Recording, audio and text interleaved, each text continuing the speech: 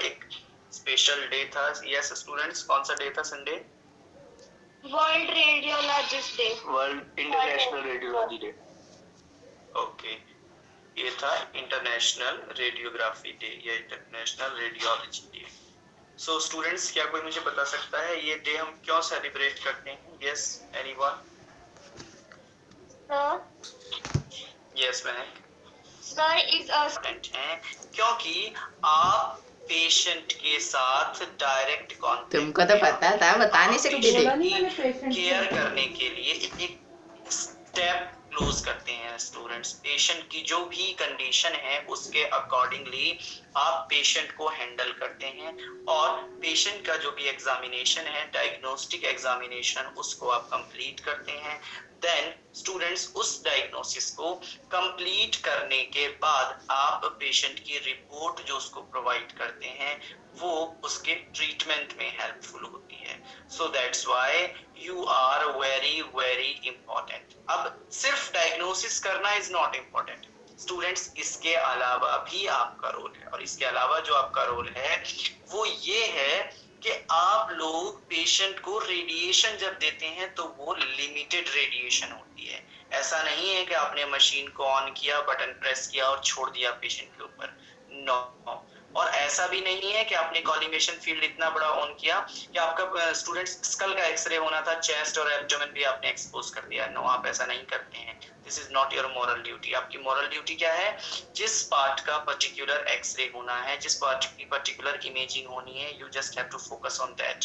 Otherwise और जो हमारे रिमेनिंग बॉडी पार्ट्स हैं उन पर रेडिएशन नहीं लगनी चाहिए। सो वही आप लोग स्टूडेंट्स अपने पब्लिक की सेफ्टी देखते हैं, पेशेंट की सेफ्टी देखते हैं, पर्सनल सेफ्टी भी देखते हैं, अपने स्टाफ की सेफ्टी भी देखते हैं। इसीलिए एक रेडियोग्राफर हमारे सोसाइटी के लिए बहुत ज्यादा इंपॉर्टेंट है।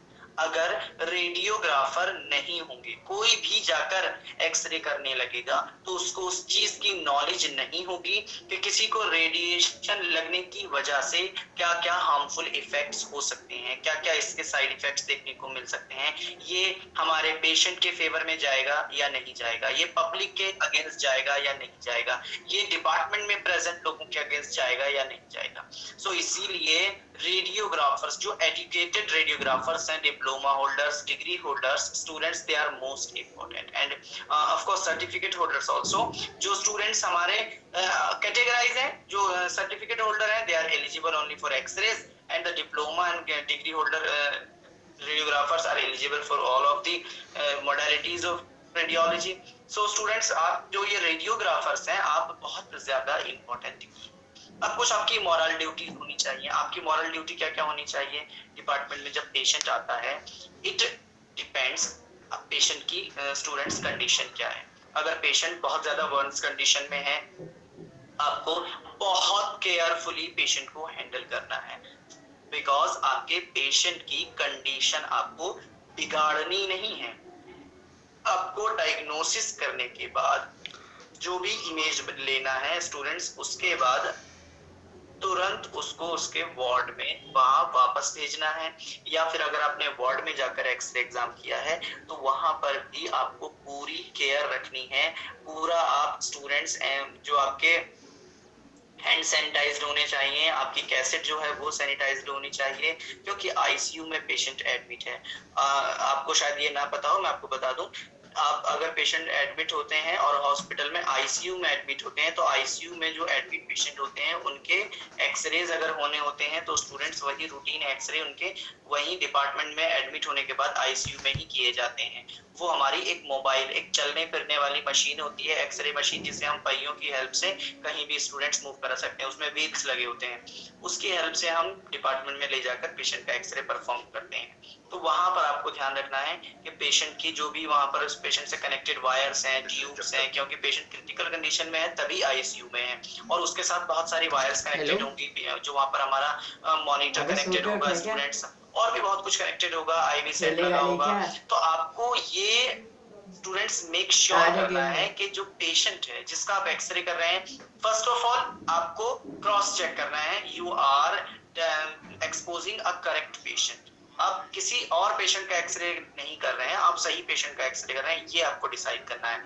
उसके बाद आप क्या करेंगे, मैं तेरे को पेशेंट आईडी आपने भेज रहा करेक्ट हूँ। चेक कर लिया है, फिर उसमें आपको क्या करना है, पेशेंट को अटेंडेंट की हेल्प से इस तरह से मूव करना है कि पेशेंट की बॉडी से कोई भी चीज मूव ना करे।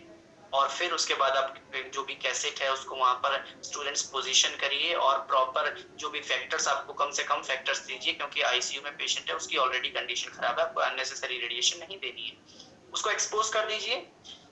उसके बाद आप वहां से आ जाते हैं, कैसेट क्लीन करेंगे, अपने हैंड्स क्लीन करेंगे, बिकॉज आपने ऐसे पेशेंट को टच किया है जिसके लिए हार्मफुल हो सकता है, और मे भी वहां से कोई स्टूडेंट्स ऐसा इन्फेक्शन एजेंट कोई आपके साथ कनेक्ट हो जाए जो आपकी बॉडी में स्टूडेंट्स चला जाए, जो आपको भी इन्फेक्ट कर सकता है। तो आपको तुरंत क्लीन करना है। ग्लव्स पहनकर जरूर करें, जब भी आप आईसीयू में जाते हैं तो आपको हमेशा ग्लव्स पहनकर ही एक्सरे परफॉर्म करना है।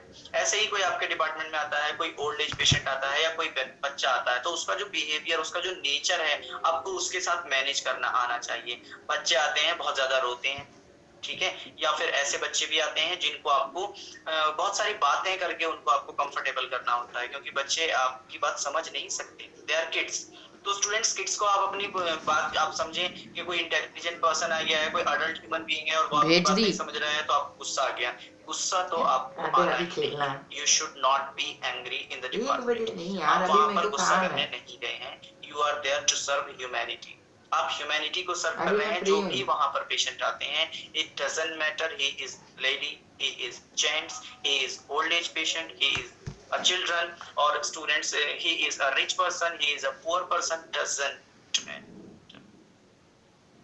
You are just over there to serve humanity, and he is a religious person, doesn't matter कौन से रिलीजन से वो बिलोंग करता है, कौन सी कास्ट से बिलोंग करता है, कौन से जेंडर से बिलोंग करता है, कौन से एज ग्रुप से बिलोंग करता है, no, that's not your duty. Duty is to serve humanity.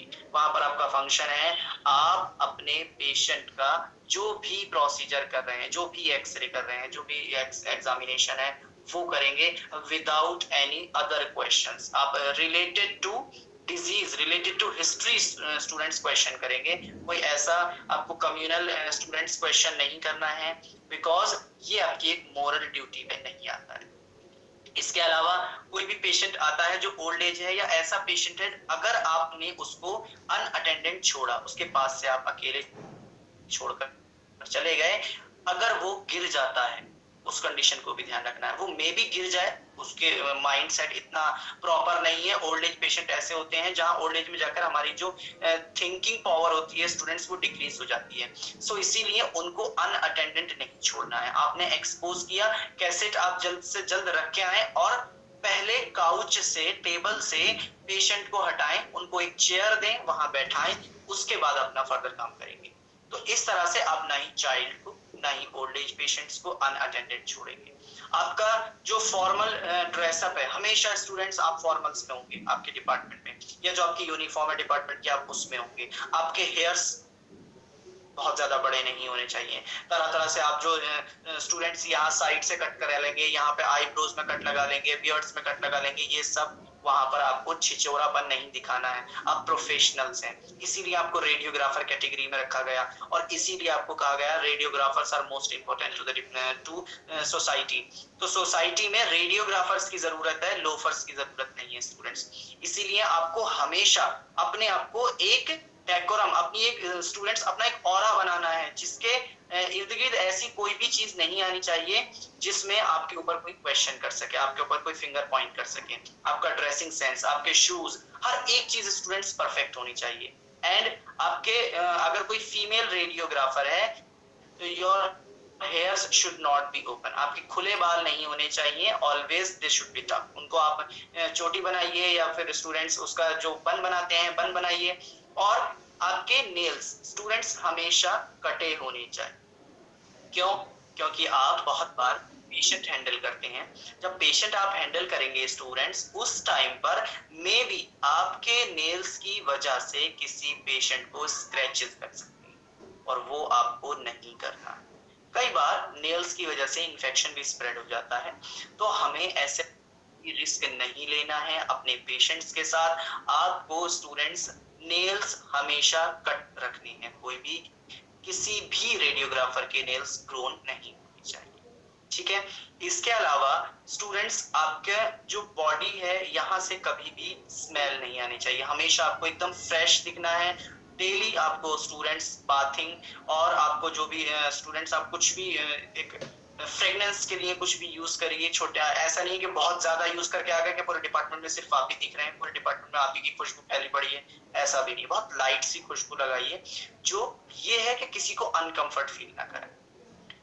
दूसरा, आपके पास डिपार्टमेंट में ऐसे पेशेंट भी आएंगे जिन्होंने कई बार स्टूडेंट्स स्टूल पास आउट किया हुआ है या फिर यूरिन पास आउट कर दिया है या फिर उनका कोई ऐसा वाउंड है स्टूडेंट्स जहां से बहुत ज्यादा स्मेल आ रही है, तो ऐसी, या फिर किसी ने वॉमिट कर दिया है, तो ऐसे पेशेंट्स को भी आपने स्टूडेंट्स वहां पर हैंडल करना है। उनसे आपको घिन आ रही है या उनसे चिढ़कर भागना नहीं है वहां से। यू आर अ रेडियोग्राफर, वहां पर वो आपकी ड्यूटी बनती है। अब हाँ, ये मैं नहीं कह रहा हूँ कि आप डायरेक्टली जाकर उसको सीधे किसी भी कंडीशन में आप उसको ऑपरेट करें, हैंडल करें, जैसे भी आप, बट आपको हैंडल करना है। आप कोई भी असिस्टेंट स्टाफ ले लीजिए, उनको क्लीन करवा लीजिए, पहले जो भी उनके साथ है उनको क्लीन करा लीजिए। अगर क्लीन करने वाला कोई नहीं है उस केस में, तब आपको उसी कंडीशन में उस पेशेंट को हैंडल करना पड़ेगा। उस पेशेंट की स्टूडेंट्स जो भी रेडियोग्राफी है वो आपको करनी पड़ेगी, क्योंकि अगर उसके साथ कोई नहीं, कई बार ऐसा होता है एक्सीडेंट केसेस आते हैं जिनका कोई अटेंडेंट साथ में नहीं होता है, एम्बुलेंस लेकर आई है और उसमें आपकी ही रिस्पॉन्सिबिलिटी पे वो पेशेंट आ जाता है, तो आपको बचना नहीं है। आपकी रिस्पॉन्सिबिलिटी ही ये है कि आप ह्यूमैनिटी को सर्व कर रहे हैं, वो एक ह्यूमन बीइंग है। अगर आपने एक्सरे नहीं किया तो क्या पता उसका जो फ्रैक्चर था, मे बी रिब्स फ्रैक्चर थी और वो रिब्स उसके लंग्स को पंक्चर कर रही हैं, उसके लंग्स में लग रही हैं, और आपने अपनी घिन के चक्कर में उसका एक्सरे ही नहीं किया। एक्सरे नहीं किया, वो डिपार्टमेंट में पड़ा रहा, उसका ट्रीटमेंट होने के लिए पता ही नहीं चला उसका ट्रीटमेंट करना क्या है। उसको और मेडिसिन तो दे दी, पेन किलर भी दे दिया, लेकिन उसका लंग खराब हो गया। तो ये आपकी वजह से हुआ, क्योंकि आपने नहीं किया। तो आपको कभी भी ऐसी चीजों से students, you always should bear the bad smells, जो भी बुरी से बुरी बदबू भी अगर कोई आती है स्टूडेंट्स, तो यू शुड बेयर दैट, क्योंकि आप वहां पर कोई गार्डन में नहीं आए हैं जहां पर आपको खुशबू मिलेगी। अब वहाँ डिपार्टमेंट में है, पेशेंट्स आते हैं, और पेशेंट्स में स्मेल आना कोई यूनिक, कोई नई चीज नहीं है। This is very common students, क्योंकि पेशेंट्स हैं, वो कब से बीमार हैं, कब से बेड पे हैं, कब से डिपार्टमेंट में हैं, ये आपको थोड़ी ना पता है, उनकी कंडीशन से आप अवेयर नहीं है। सो दैट्स व्हाई स्टूडेंट्स, आपको हर एक कंडीशन के साथ वहां पर कोऑपरेट करना आना चाहिए। ये था एक जनरल जो स्टूडेंट्स आपको हमेशा ध्यान रखना है डिपार्टमेंट में पेशेंट्स के साथ। अच्छा, इसके अलावा पेशेंट्स की इंफॉर्मेशन आपको कभी भी रिवील नहीं करनी है डिपार्टमेंट में। जो भी आपके पेशेंट की इंफॉर्मेशन है students, that should be, yes students, कहाँ होनी चाहिए, वो कैसी होनी चाहिए इंफॉर्मेशन पेशेंट की? किसी को नहीं पता। कॉन्फिडेंशियल होनी चाहिए, यस सीक्रेट होनी चाहिए, क्योंकि हमें पेशेंट की इंफॉर्मेशन सिर्फ और सिर्फ पेशेंट के साथ या फिर उसके डॉक्टर के साथ ही रिवील करनी है। और कई बार इमरजेंसी जो हमारे पुलिस केसेस होते हैं उसमें पुलिस के साथ, इन तीन लोगों के साथ ही हमें इंफॉर्मेशन शेयर करनी होती है, ना तो पेशेंट के किसी अटेंडेंट के साथ, ना ही किसी अदर डॉक्टर के साथ, ना ही किसी ऐसे ही अननोन पर्सन के साथ, because it's about a patient, और मे बी वो पेशेंट के लिए रिस्की हो, वो मे बी पेशेंट के लिए स्टूडेंट्स लाइफ थ्रेटनिंग हो जाए। सो इसीलिए आपको हमेशा पेशेंट की इंफॉर्मेशन कॉन्फिडेंशियल रखनी है, ज्यादा बात नहीं करनी है। आप जब डिपार्टमेंट में हैं, आपको पेशेंट के साथ अपनी पर्सनल बातें नहीं करनी है कि अरे मैं तो बहुत परेशान हूँ, मुझे तो यहाँ सैलरी भी नहीं मिल रही है और मेरे पास तो यहाँ कोई काम भी नहीं है, सिर्फ काम कराते रहते हैं, या तो आप कह रहे हैं या तो बहुत सारा काम कराते रहते हैं, मैं तो बड़ा परेशान हूँ, कहीं और जॉब बता दीजिए या कुछ और कर दीजिए, अरे मेरे पास तो इतना कर्जा है, या मैं तो ये, और मेरे पास तो बहुत पैसा है, मुझे जरूरत नहीं है, मैं तो मजे मजे में ये जॉब कर रहा हूँ। तो कुछ भी, कैसी भी बात आपको अपने पेशेंट के साथ नहीं करनी। वहां पर वो आपका कोई पर्सनल फ्रेंड नहीं है, वो पेशेंट है। अटेंडेंस के साथ, अटेंडेंट जो आते हैं उनके साथ आपको बात नहीं करनी है, डायरेक्ट आपको पेशेंट से बात करनी है। पेशेंट की हिस्ट्री लीजिए, पेशेंट का जो भी एग्जाम होना है, चाहे सिटी, एमआर, एक्सरे कुछ भी होना है, वो परफॉर्म करिए and ask them to leave right now. आपको वहां पर उनको बिठाना नहीं है, उनका टाइम वेस्ट नहीं कराना है हमेशा।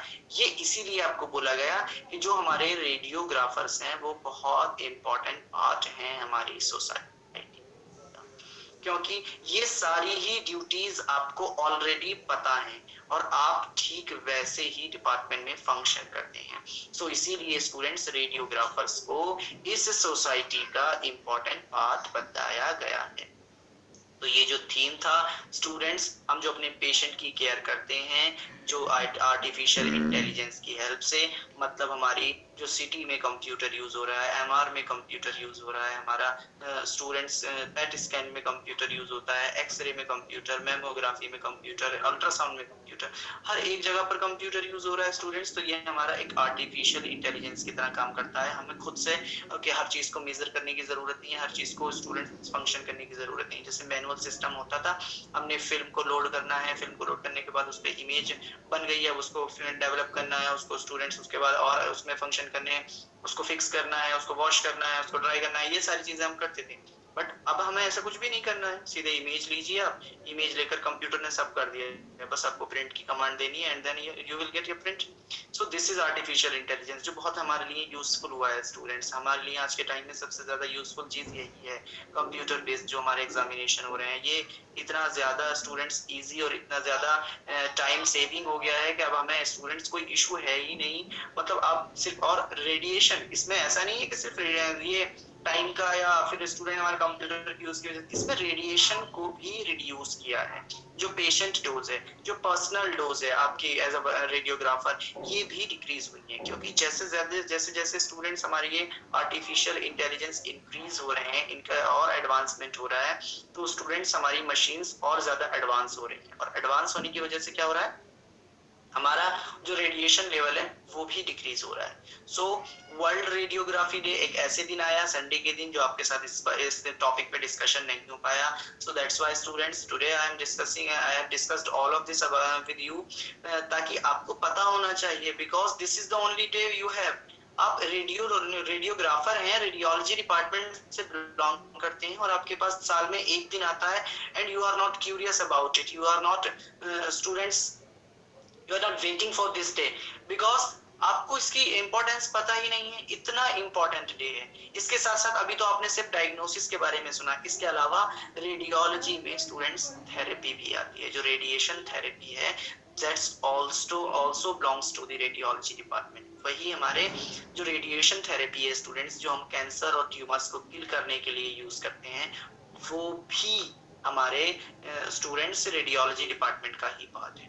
और उसमें ऐसा पेशेंट जिसको कोई ट्यूमर या कैंसर हो गया है, जिसकी लाइफ अभी एंड होने वाली थी, उसको ट्यूमर से स्टूडेंट्स रिलीफ दिलाकर उसकी लाइफ में भी 1 से 2 साल इंक्रीज हो जाए, वो थोड़ा और अपने जो भी उसके लव वंस होते हैं, फैमिली मेंबर्स होते हैं, उनके साथ थोड़ा और सरवाइव करे, तो उनकी लाइफ में आपका बहुत बड़ा रोल है। यहाँ पर भी डायग्नोसिस में आपने किसी की एक डिजीज को पता लगाया जो अभी तक कहीं पता नहीं लग रही थी, एक्सरे में पता लग गया या सिटी में पता चल जाता है या एमआर में या प्रोसीजर में या स्टूडेंट्स मेमोग्राफी से पता लग गया, किसी भी एग्जामिनेशन से आपके रेडियोलॉजी के, तो उसकी लाइफ सेव हो सकती है। उसके फैमिली को, किसी चाइल्ड को उसका फादर मिल सकता है, किसी लेडी को उसका हस्बैंड मिल सकता है, या किसी हस्बैंड को उसकी वाइफ या चाइल्ड को उसकी मदर, किसी को भी स्टूडेंट लव वंस को हम उनकी एक लाइफ सेव करने में आपका अगर रोल है, सो दिस इज अल्टीमेट।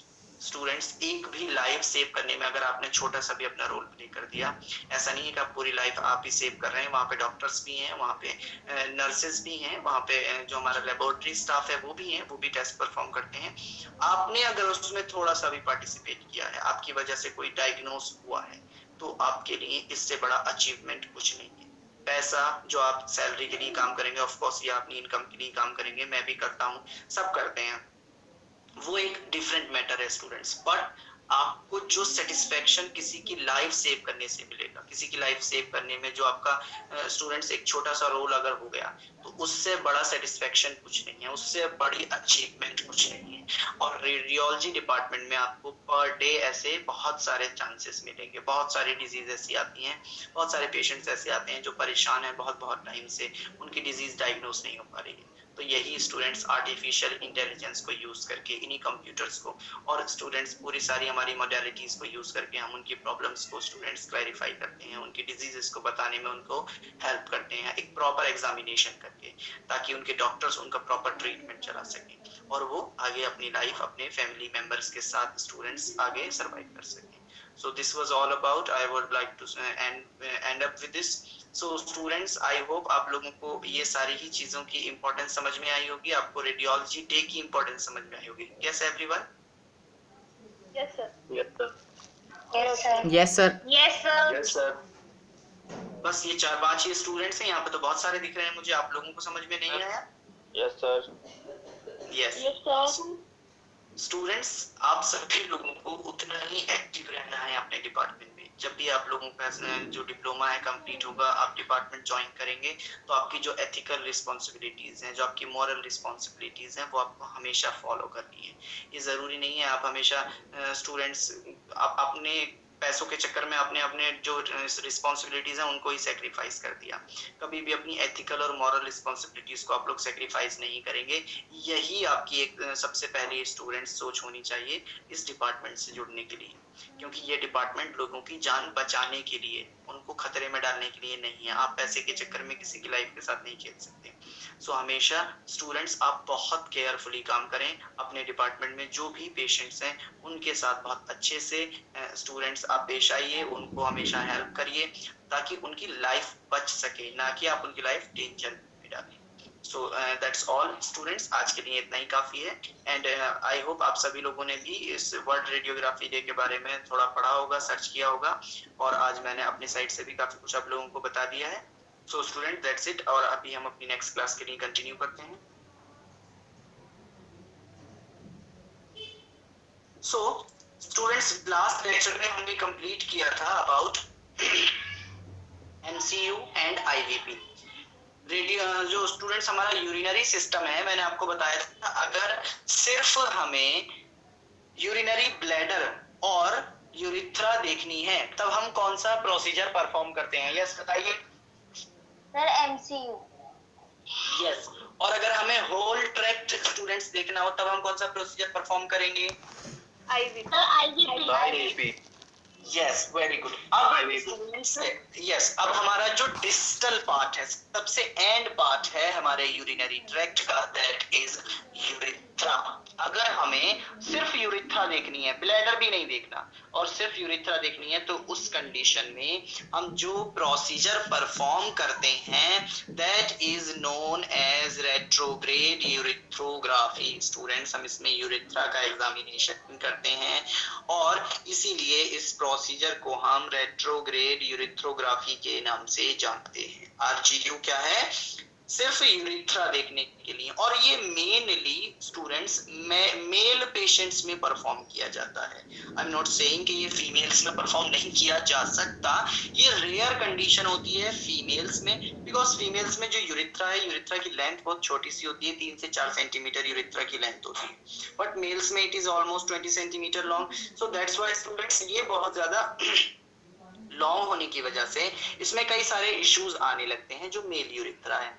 इसीलिए स्टूडेंट्स, ये प्रोसीजर ज्यादातर मेल पेशेंट्स पर ही परफॉर्म किया जाता है। So what is RGU? Let's start with the introduction. RGU is a special X-ray procedure done to study the urethra. Students, हमारा जो ये एक एक्सरे प्रोसीजर है जो हम यूरिथ्रा की स्टडी करने के लिए करते हैं, that is the terminal part of urinary passage. Urethra क्या है? ये टर्मिनल पार्ट, एंड पार्ट है हमारे यूरिनरी पैसेज का, जो look for any abnormalities like stricture यानी नैरोइंग एटसेट्रा। ये क्यों करते हैं? हम कोई भी एबनॉर्मलिटी हमारे यूरिथ्रा में अगर होगी तब ये प्रोसीजर परफॉर्म किया जाता है। जैसे एक एग्जांपल मैंने आपको दिया स्टूडेंट्स, स्ट्रिक्चर या नैरोइंग। नैरोइंग मतलब सिकुड़ने लगना, यूरिथ्रा का जो डायमीटर है वो घटने लग जाना students. It is usually done in males, ये ज्यादातर स्टूडेंट्स हम इसको किस में परफॉर्म करते हैं, मेल्स पे। When there is a poor urinary stream, straining to pass urine, dribbling of urine, injury to the genital region, or when doctor suspects an abnormality of the urethra based on other investigation like ultrasound scanning, uroflowmetry test results, ये सारी condition अगर हैं तब हम students ये procedure perform करते हैं।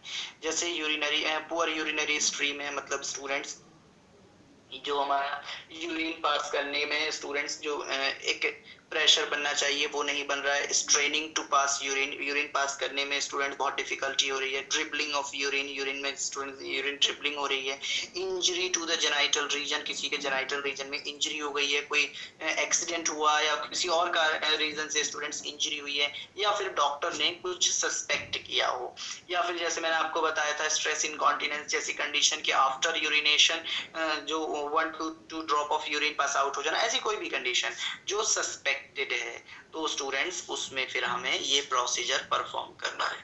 तो सबसे पहले मैंने आपको बताया स्टूडेंट्स हमारा इंडिकेशंस आपको बताने हैं। इंडिकेशन में सबसे फर्स्ट पॉइंट है स्टूडेंट्स स्ट्रिक्चर्स यानी नैरोइंग। देखिए ये हमारी यूरिथ्रा है, यूरिथ्रा में नॉर्मल जो यूरिथ्रा का स्ट्रक्चर है वो कुछ ऐसा होना चाहिए, ठीक है, लेकिन यहाँ पर आप देखिए यूरिथ्रा का स्ट्रक्चर एकदम चेंज हो गया है पीछे पोस्टीरियर साइड में।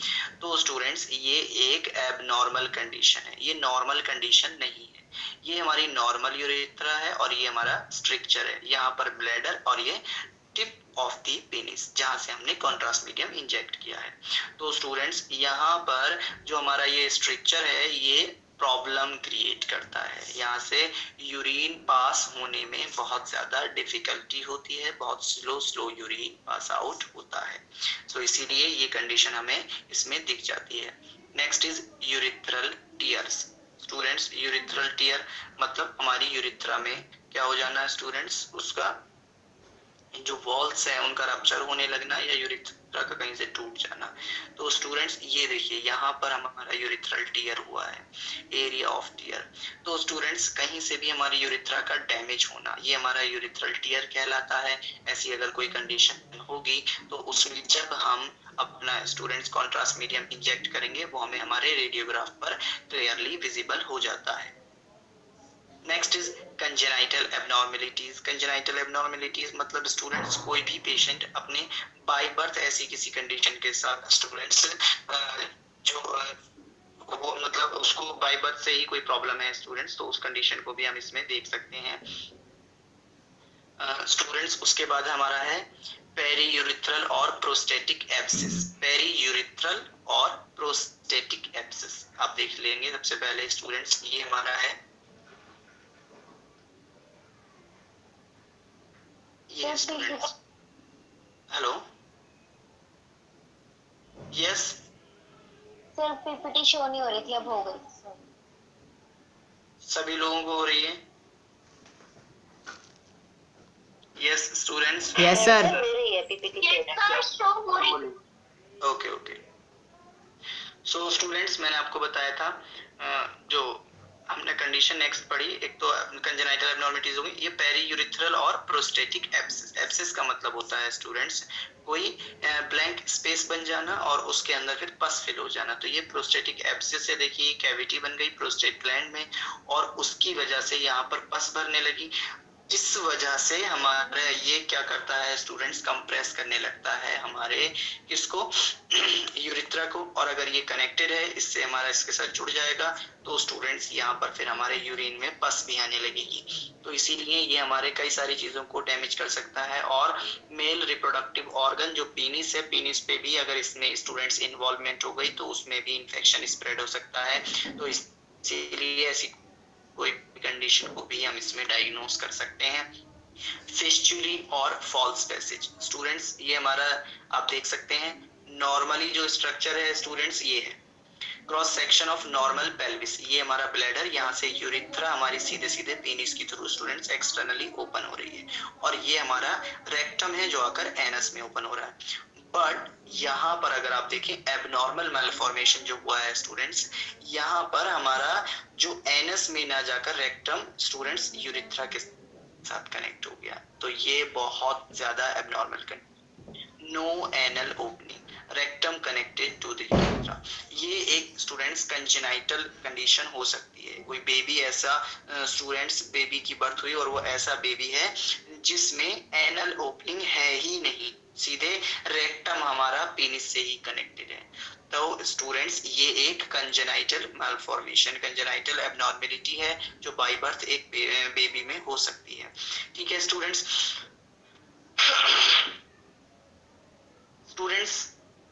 इसके अलावा आप देख सकते हैं ये हमारा नॉर्मल यूरिनरी सिस्टम है। नॉर्मल यूरिनरी सिस्टम में आप देखिए किडनीज है, हमारे यूरिनरी ब्लैडर, यूरेटर, यूरेथ्रा है। यहाँ पर है यूरेट्रोपेल्विक जंक्शन ऑब्स्ट्रक्शन। ये देखिए ये यूरेट्रोपेल्विक जंक्शन ऑब्स्ट्रक्शन है। ये स्टूडेंट्स हमारा पोस्टीरियर यूरिथ्रल वॉल्व, ये हमारा पोस्टीरियर यूरिथ्रल वॉल्व है, यहाँ पर भी प्रॉब्लम है स्टूडेंट्स। ये हमारा वेसाइको यूरेट्रिक रिफ्लक्स है, मतलब यहाँ से यूरिन बैक फ्लो हो रहा है, जो मैंने आपको एमसीयू में भी बताया था। तो स्टूडेंट्स ये जो कंडीशन मैंने आपको बताई है, ये वाली कंडीशन और ये दोनों कंजेनाइटल भी हो सकती हैं स्टूडेंट्स, और ये वैसे भी बाद में भी डेवलप हो सकती है। तो स्ट्रक्चर यानी हमारे यूरिथ्रा का स्टूडेंट्स नैरोइंग, स्टूडेंट जो हमारी यूरिथ्रा है उसका नैरो हो जाना, यूरिथ्रल टेयर कहीं से यूरिथ्रा का ब्रेक हो जाना या उसकी वॉल्स का ब्रेक हो जाना। कंजेनाइटल एबनॉर्मेलिटीज कुछ भी हो सकती हैं जो बेबी में बाय बर्थ हो या किसी में भी बाय बर्थ हो सकती हैं। पेरीयूरिथ्रल और प्रोस्टेटिक एब्सेस, स्टूडेंट्स प्रोस्टेट में कोई एब्सेस बन जाना, फॉल्स और फिस्चुली और फॉल्स पैसेज मैंने आपको बताया था। फिस्चुला स्टूडेंट्स जो हमारा एक दूसरे से एबनॉर्मली दो स्टूडेंट्स पैसेज कनेक्ट हो जाएं, तब हम उसे फॉल्स पैसेज या फिर फिस्चुला बोलते हैं। फिस्चुला स्टूडेंट्स हमारा कोई भी एबनॉर्मल ओपनिंग हो जाना। और इसके अलावा स्टूडेंट्स ये हमारी कई सारी कंडीशंस हैं जो नॉर्मल हमारे यूरिनरी सिस्टम में, कुछ ऐसी कंडीशन भी नहीं है, सिर्फ नॉर्मल है। और उसके बाद कहीं पर स्टूडेंट्स हमारे यूरेटर और किडनी के पेल्विस के बीच में कोई ऑब्स्ट्रक्शन का दिखना, या फिर स्टूडेंट्स हमारा जो पोस्टीरियर यूरिथ्रल वॉल्व है स्टूडेंट्स, यहाँ पर कोई एबनॉर्मेलिटी, या फिर स्टूडेंट्स वेसाइको यूरेट्रिक रिफ्लक्स, ये भी कंडीशन हमारी कंजेनाइटल हो सकती है। तो ऐसी कोई भी कंडीशन होगी उनमें हम क्या करेंगे स्टूडेंट्स, ये आरजीयू प्रोसीजर परफॉर्म करते हैं। ये डॉक्टर ही रिकमेंड करते हैं, उनके रिकमेंडेशन में ये स्टूडेंट्स हम ये प्रोसीजर को परफॉर्म करेंगे। Next is contraindication. ये मैंने आपको ऑलरेडी एमसीयू में भी बताया था। एक्यूट यूरिनरी ट्रैक्ट इन्फेक्शन यानी एक्यूट यूटीआई, अगर किसी पेशेंट में एक्यूट यूटीआई वाली कंडीशन है तो आप ये प्रोसीजर परफॉर्म नहीं करेंगे। Next is recent instrumentation. Recently अगर आपने स्टूडेंट्स कोई इंस्ट्रूमेंटेशन किया, मतलब कोई और इसमें कैथेटर या कैन्यूला इंसर्ट किया था या कोई और भी इंस्ट्रूमेंटेशन हुआ है, दैट मींस इससे पहले अगर पेशेंट का आपने एमसीयू प्रोसीजर करा है या फिर स्टूडेंट्स इसका यूएसजी हुआ है, कुछ भी ऐसी कंडीशन इससे पहले अगर हुई है, रिसेंटली कोई इंस्ट्रूमेंट इसके अंदर इंसर्ट किया गया यूरिथ्रा के, तब आप अभी परफॉर्म नहीं करेंगे। Give it some time, at least 15 to 20 days, 1 month आप इसको टाइम देंगे, तब उसके बाद ही आप नेक्स्ट ये फिर आरजीयू परफॉर्म करेंगे। रिसेंटली अगर अभी 2-4 दिन पहले ही इंस्ट्रूमेंटेशन हुआ और अब आप आरजीयू करेंगे तो यूरिथ्रा में भी रप्चर हो जाए बुरी तरह से, यूरिथ्रा की जो म्यूकस मेम्ब्रेन है वो बुरी तरह से डैमेज हो जाए। तो इसीलिए हमें पेशेंट को, मैंने अभी आपको बताया था आपकी रिस्पॉन्सिबिलिटी क्या है, पेशेंट की कंडीशन को हमें करेक्ट करने में, पेशेंट की कंडीशन को सही करने में हेल्प करनी है, ना कि स्टूडेंट्स उसको वर्स करने में। सो इसीलिए स्टूडेंट्स हम अगर किसी पेशेंट का रिसेंटली इंस्ट्रूमेंटेशन हुआ है उस कंडीशन में हम आरजीयू परफॉर्म नहीं करेंगे। नेक्स्ट इज स्टूडेंट्स इक्विपमेंट्स क्या है हमारे, fluoroscopy unit, spot film device, ये तो आपके सामने क्लियरली रखे हुए हैं। उसके बाद स्टूडेंट्स हमारी ये टेबल जो है वो टिल्टिंग टेबल होनी चाहिए जिससे हम टिल्ट कर सकते हैं। नेक्स्ट इज स्टूडेंट्स फॉले कैथेटर और पिनाइल क्लैंप। ये हमारा फॉलिस कैथेटर है, इसे आप पूरी तरह से यूरिथ्रा में स्टूडेंट्स इंसर्ट कर सकते हैं, या फिर इसके साथ साथ आपको स्टूडेंट्स ये पिनाइल क्लैंप चाहिए जो हमारे पीनिस पर क्लैंप करते हैं हम स्टूडेंट्स, ये चाहिए। एग्जांपल स्टूडेंट्स नटसन्स इक्विपमेंट, ये जो है आपका स्टूडेंट्स नटसन्स इक्विपमेंट है, ये भी हमारा यूज होता है एक पिनाइल क्लैंप के फॉर्म में स्टूडेंट्स जो हमारे पेनिस को क्लैंप करके एक जगह, इसको क्यों यूज कर रहे हैं स्टूडेंट्स, ये क्लैंप करने को क्या रीजन है, क्लैंप करने का ये रीजन है ताकि हम एक स्टेबल पोजीशन में हैंडल कर सकें इसको। कैसे, जब हम यूरेथ्रा में स्टूडेंट्स कैथेटर इंसर्ट करेंगे उस कंडीशन में क्या हो सकता है, हमारा जो यूरेथ्रा है वो मूव कर सकती है, पेनिस इधर उधर मूव कर सकता है। सो इसीलिए we must have stop it, और हमें इसको एक जगह पर स्टूडेंट्स स्टेबल करना है। तो इसमें हमारा जो ये नटसन्स इक्विपमेंट या फिर विनाइल क्लैंप है इसको हम यूज करते हैं, या फिर स्टूडेंट्स हम फॉलिक कैथेटर को यूज करते हैं। फॉलिक कैथेटर को हम यही यूरेथ्रा के जो पेनिस का टिप है स्टूडेंट्स, बस यहीं तक इसको स्टूडेंट्स हम इंसर्ट करके फिर कॉन्ट्रास्ट मीडियम इंजेक्ट कर देते हैं। तो ये सारे ही स्टूडेंट्स हमारे इक्विपमेंट इसमें यूजफुल होते हैं। अब बात करते हैं स्टूडेंट्स कॉन्ट्रास्ट मीडियम की। तो अभी तक हमने जो IVP और MCU प्रोसीजर किए थे उसमें मैंने आपको बताया था LOCM यानी low osmolar contrast medium, but here students हमें सिर्फ यूरेथ्रा देखनी है तो आप HOCM भी यूज कर सकते हैं, हाई ओस्मोलर कॉन्ट्रास्ट मीडियम भी यूज कर सकते हैं, लो ओस्मोलर कॉन्ट्रास्ट मीडियम भी यूज कर सकते हैं।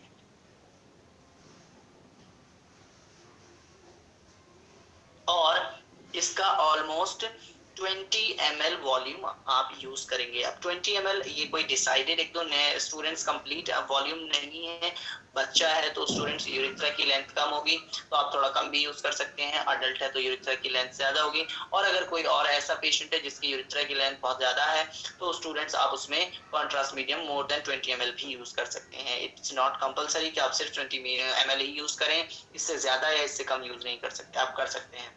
Pre-warming the contrast medium will help reduce the incidence of spasm of the external sphincter.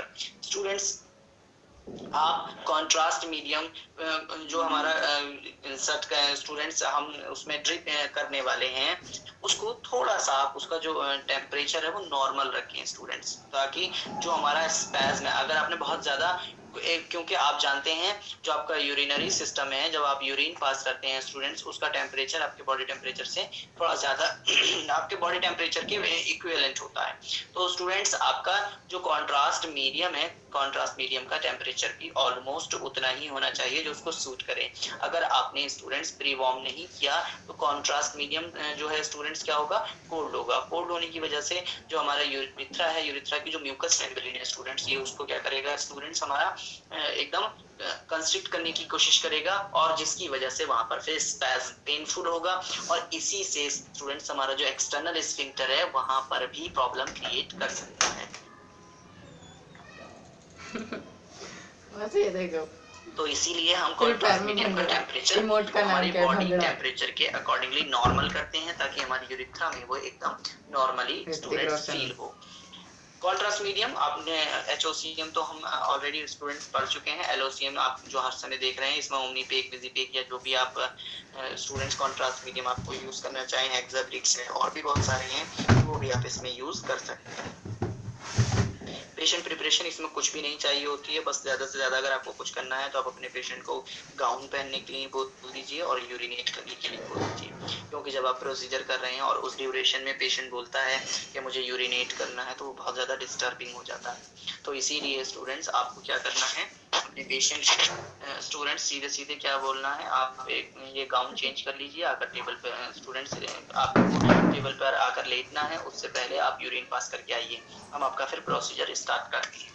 तो इसमें स्टूडेंट्स क्या होगा, आपके पेशेंट को पहले से ही अपना ब्लैडर एम्प्टी रखना है, क्योंकि अगर आप यूरेथ्रा में कॉन्ट्रास्ट मीडियम ड्रिप कर रहे हैं स्टूडेंट्स तो वो मे बी ब्लैडर तक भी जाएगा। तो इसमें हम बेस ऑफ ब्लैडर भी देख सकते हैं, जब हम यूरेथ्रा का स्टूडेंट्स जहाँ से जो स्टूडेंट्स ओरिजिन है, जो हमारा प्रॉक्सिमल यूरेथ्रा है, वहाँ का पार्ट भी हमें कई बार देखना पड़ जाता है। तो अगर यूरिनरी ब्लैडर में बहुत सारा यूरिन होगा स्टूडेंट्स तो वहां पर हमारा कॉन्ट्रास्ट मीडियम बहुत डाइल्यूट हो जाएगा और हमें दिखेगा नहीं। इसीलिए क्या होना चाहिए, हमारा यूरिन जो ब्लैडर है, यूरिनरी ब्लैडर, वो एम्प्टी होना चाहिए। कॉन्ट्रास्ट मीडियम जो हम इंजेक्ट करते हैं तो प्योर कॉन्ट्रास्ट मीडियम ही ब्लैडर में अगर जाता है तो पहुंचे, ताकि हमारा बेस ऑफ ब्लैडर बहुत क्लियरली हमें विजिबल हो सके। ठीक है स्टूडेंट्स, तो ये था RGU में हमें प्रिपरेशन क्या करनी है, गाउन पहनाइए और पेशेंट को टेबल पर लेटने के लिए बोलने से पहले उसको यूरिनेट के लिए बोलेंगे। यूरिनेट कर दिया, पेशेंट आ गया, उसके बाद आप एक प्रीलिमिनरी फिल्म लेंगे। प्रीलिमिनरी फिल्म में स्टूडेंट्स आप एक कोन सुपाइन पीए व्यू लेंगे। सुपाइन पीए मतलब पेशेंट सीधा लेटा हुआ है और नीचे से एक्सरे देंगे ब्लैडर बेस की और यूरिथ्रा की। ये जो ब्लैडर बेस होगा और यूरिथ्रा होगी स्टूडेंट्स, इसकी आप एक प्रीलिमिनरी फिल्म एक्सपोज करेंगे। प्रीलिमिनरी फिल्म लेने के बाद फिर आप आगे स्टूडेंट्स प्रोसीजर स्टार्ट करेंगे, टेक्निक आप अपनी स्टार्ट करेंगे। इस टेक्निक में आप देखिए क्या कर रहे हैं, इसमें स्टूडेंट्स आपने सबसे पहले पेशेंट को एक्सरे टेबल पर लेटाना है।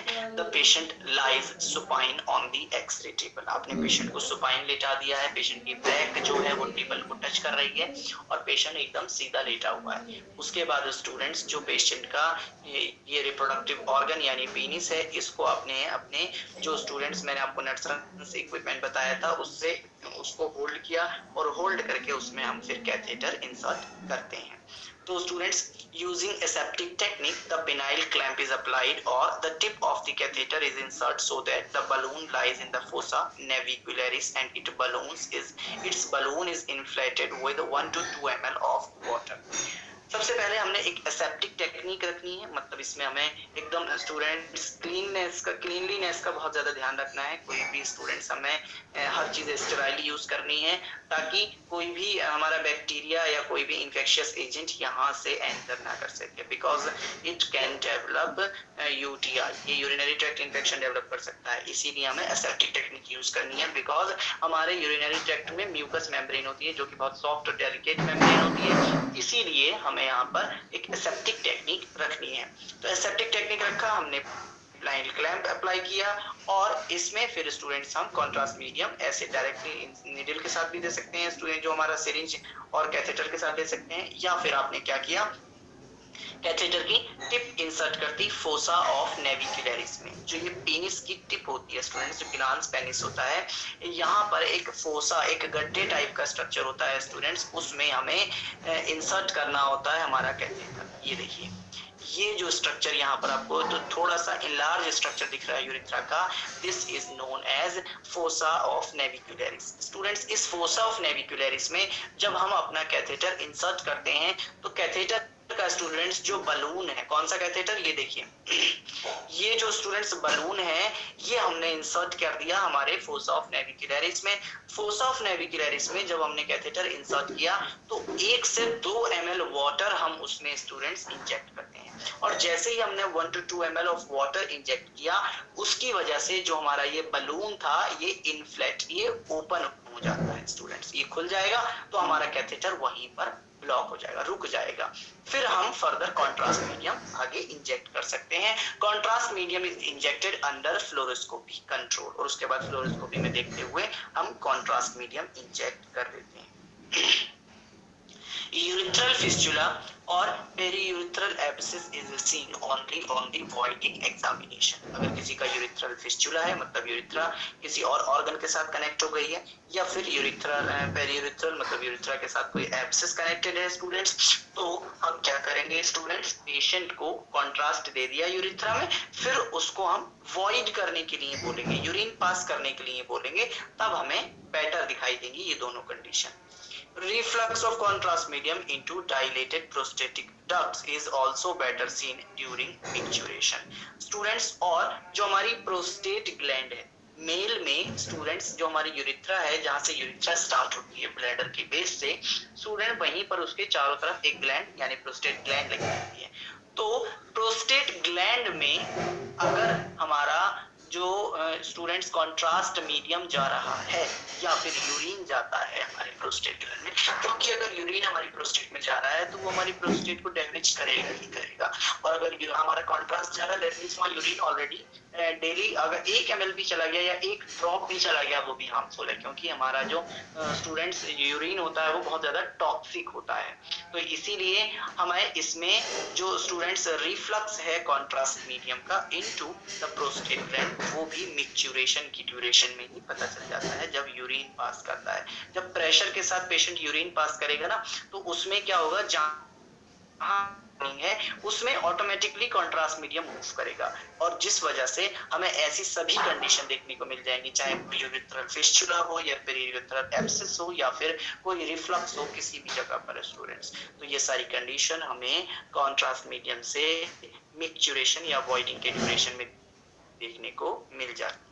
तो स्टूडेंट्स इस लेक्चर में अभी हम यहीं पर वाइंड अप करेंगे अपनी क्लास को, और नेक्स्ट लेक्चर में, वैसे ये प्रोसीजर ऑलमोस्ट कंप्लीट हो गया है, 2 स्लाइड्स बच के 5 मिनट में हमारे पास, इसे कंप्लीट कर देते हैं। So students next is filming. इसमें हम फिल्म्स क्या क्या लेते हैं। Contrast medium is injected under fluoroscopy control and films are taken in the following positions. Contrast medium हमने इंजेक्ट किया है, इंजेक्ट करने के बाद हम फ्लोरोस्कोपी के स्टूडेंट्स कंट्रोल में रहकर फ्लोरोस्कोपी में देखते हुए अलग अलग पोजीशन बनाते हैं और इमेजेस लेते हैं। 30 degree LAO, left anterior oblique with right leg abducted and knee flexed. Students जब हम लेफ्ट साइड में हमने जो यूरिथ्रा है उसको मूव कराया है, तो राइट लेग को हम उससे दूर हटा देंगे, ताकि स्टूडेंट्स हम क्या करें, लेफ्ट साइड से उस पर फोकस कर सकें। तो इस तरह से हम 30 डिग्री एलएम लेते हैं। उसके बाद सुपाइन PA, पेशेंट को सुपाइन पोजीशन में लेटा दिया है आपने, और नीचे की तरफ से आप रेडिएशन लगाएंगे तो वो सुपाइन PA व्यू कहलाएगा। फिर 30 degree RAO with left leg abducted and knee flexed, और जब 30 डिग्री RAO आपने यूरिथ्रा को पोजीशन किया है, तब आप स्टूडेंट्स लेफ्ट लेग को उसके रास्ते से हटा देंगे। तो इस तरह से यहाँ पर स्टूडेंट्स आपकी इमेजेस आपको दिख रही हैं। ये हमारा RAO है, ये LAO है, ये RAO है। तो right anterior oblique and left anterior oblique, इस तरह से हमारी ये पोजीशंस हैं। यूरिथ्रा आपको बहुत क्लियरली दिख रही है। यहाँ पर स्टूडेंट्स अगर आप देखें तो कॉन्ट्रास्ट मीडियम जो पेनिस का टिप है स्टूडेंट्स उसमें भी प्रेजेंट होगा, तो उसका स्ट्रक्चर भी हमें अलग दिख रहा है। और ये हमारी पूरी यूरिथ्रा है, और यहाँ पर अगर आप देखें तो स्टूडेंट्स हल्का सा ब्लॉकेज है, हमारे स्ट्रक्चर्स नैरोइंग की कंडीशन देखने को मिल रही है यहाँ पर भी। तो स्टूडेंट्स ये ऐसी कोई भी कंडीशन हमें देखने को मिल सकती है। और आप देख सकते हैं यूरिथ्रा के पार्ट्स अगर आपको मैं बताऊं तो जो पेनिस में हमारी प्रेजेंट होती है उसे हम पेनाइल यूरिथ्रा कहते हैं, और उसके बाद स्टूडेंट्स जो उसका पोस्टीरियर पार्ट होता है बिफोर ग्लैंड्स वो हमारा बल्बो यूरिथ्रल बल्बस यूरिथ्रा कहलाता है। उसके बाद स्टूडेंट्स मेम्ब्रेनस यूरिथ्रा, फिर प्रोस्टेटिक यूरिथ्रा जो प्रोस्टेट ग्लैंड के अंदर प्रेजेंट है वो प्रोस्टेटिक यूरिथ्रा। जो स्टूडेंट्स है हमारे प्रोस्टेट ग्लैंड और बल्बस जो हमारी स्टूडेंट्स ग्लैंड्स होती है उनके बीच का है वो मेम्ब्रेनस यूरिथ्रा कहलाती है। और उसके बाद से स्टूडेंट्स हमारा ये बल्बस यूरिथ्रा जो पेनिस तक पहुंचने से पहले होती है। तो पूरी ही यूरिथ्रा हमें यहाँ पर विजिबल हो जाती है बहुत क्लियरली। इसमें आपको कोई आफ्टर केयर कोई ध्यान नहीं रखना है, क्योंकि ऐसा कोई हमने स्टूडेंट्स डिफिकल्ट काम नहीं किया। कॉन्ट्रास्ट मीडियम यूरिथ्रा में दिया जो यूरिनेट होकर बाहर ऑलरेडी निकल चुका है। इससे कॉम्प्लिकेशंस हो सकती हैं एक दो, जैसे एडवर्स रिएक्शन बहुत ही रेयरली हो सकती है। जैसे आपने कॉन्ट्रास्ट मीडियम इंजेक्ट किया और बहुत फोर्सफुली किया, तो कहीं ब्लड के कांटेक्ट में अगर आ गया तो मे बी हो सकता है, बट बहुत रेयर है, कॉमन नहीं है। उसके बाद ड्यू टू टेक्निक क्या हो सकता है, एक्यूट यूरिनरी ट्रैक्ट इन्फेक्शन, आपने एसेप्टिक टेक्निक यूज नहीं की है जिसकी वजह से यूटीआई हो गया। यूरिथ्रल ट्रॉमा, आपने कॉन्ट्रास्ट मीडियम इंजेक्ट करने से पहले जो अपना कैथेटर स्टूडेंट्स कैन्यूला इंसर्ट कर दिया है जिसकी वजह से यूरिथ्रा में स्टूडेंट्स चोट लग गई, तो urethral trauma. Intravasation of contrast medium specially if excessive pressure is used to overcome a stricture, जैसे कहीं पर स्टूडेंट्स यूरिथ्रा में स्ट्रक्चर कहीं पर ब्लॉकेज है तो आपने क्या किया, कॉन्ट्रास्ट मीडियम को फोर्सफुली इंजेक्ट करने की कोशिश की, और जब आपने स्टूडेंट्स फोर्सफुली उसको इंजेक्ट किया तो वो हमारे ब्लड वेसल्स में चला गया, उसी को हम इंट्रावेसेशन कहते हैं। और इंट्रावेसेशन कॉन्ट्रास्ट मीडियम आप दे रहे थे एचओसीएम कॉन्ट्रास्ट मीडियम, हाइओस्मोलर कॉन्ट्रास्ट मीडियम, और आपने फोर्सफुली उसको इंजेक्ट कर दिया तो उसकी वजह से क्या होगा, वो हमारे ब्लड में चला गया। और हाइओस्मोलर कॉन्ट्रास्ट मीडियम ब्लड में जाने की वजह से स्टूडेंट्स बहुत डिफिकल्ट रिएक्शन भी हो सकती है। So these all are the things we have to complete in RGU. We have completed with RGU retrograde urethrophy. Here is an homework for you related to RGU. Write down the indications and contraindications of RGU. Explain in details technique and filming of RGU. Write in detail about complications of MCU. Students आपको वो भी बताना है इसमें। So here we have completed with RGU. Students, thank you so much class. Now अगर आपका किसी का कोई डाउट कोई क्वेश्चन होगा तो आप नेक्स्ट लेक्चर में पूछेंगे। आप स्टूडेंट्स